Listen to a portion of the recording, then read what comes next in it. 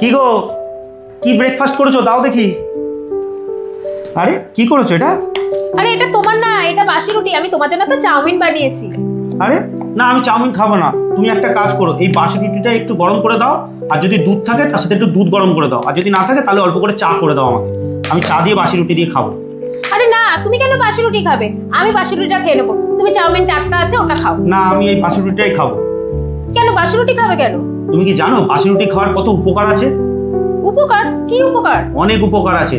এই বাসি রুটি যেটা 12 ঘন্টার বেশি আগে তৈরি, এমন বাসি রুটির মধ্যে রেসিস্ট্যান্ট স্টার্চের মাত্রা অনেক পরিমাণে বেশি থাকে, যেটা আমাদের শরীরে হজম শক্তি বৃদ্ধি করে, আমাদের রক্তের মধ্যে সুগারের মাত্রা কমায়, আর শরীরে কোলেস্টেরলের মাত্রা নিয়ন্ত্রণে রাখে।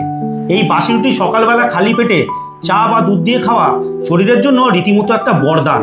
সেই জন্য তুমি দেখবে আগেকার দিনের মানুষরা কত সুস্থ আর ফিট ছিল। এবার থেকে রাত্রির বাসি রুটি যদি থাকে আমার জন্য রেখে দেবে, সকালবেলা দুধ দিয়ে বা চা দিয়ে দেবে, আর আমি বলবো যদি পারো তুমিও একটু সকালবেলা এটা বাসি রুটিটা খেও, অনেক উপকার পাবে। দেখো। হ্যাঁ, ঠিক বলেছো।